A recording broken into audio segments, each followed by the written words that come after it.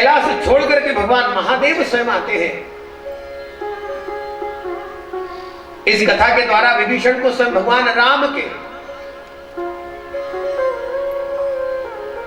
गुणों का और स्वभाव का दर्शन हुआ, तो विभीषण ने लंका छोड़ करके श्री राम की शरणागति ली।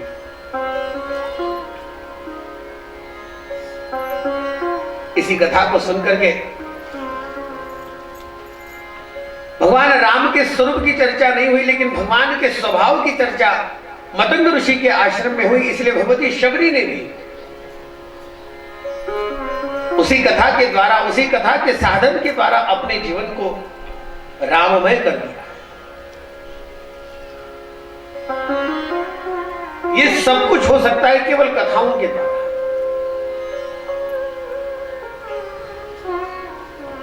कलिकाल में भगवान की कथा के अलावा और कोई दूसरा स्वयं साधन भगवत भजन और केवल कथा।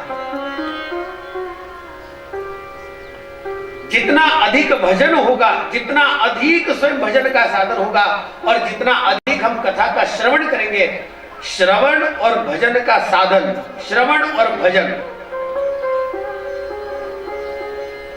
इन दोनों के द्वारा जीवन का एक सर्वोत्तम मार्ग हम सबके लिए प्रकट होता है।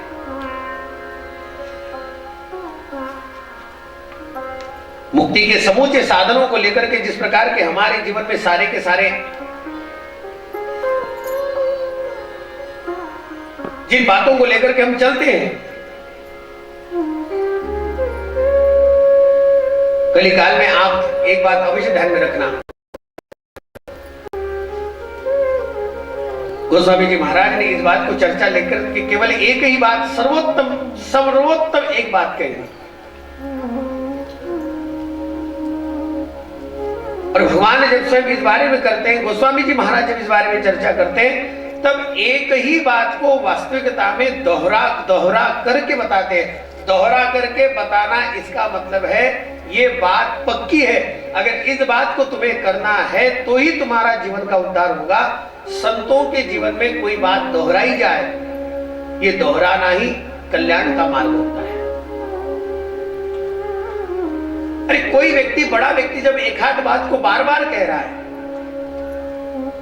बड़ा व्यक्ति कह रहा है, अनुभवी व्यक्ति कह रहा है, तो उसके अनुभव के साधन, उसके अनुभव के ज्ञान के द्वारा उसके जीवन में स्वयं उस बात का उसे अनुभव भी है, उसका परिणाम भी उसे पता है। इसलिए बार बार संतों के मुख से ये बात निकली है। और जो बात निकली है वो हम सब लोग जानते भी हैं।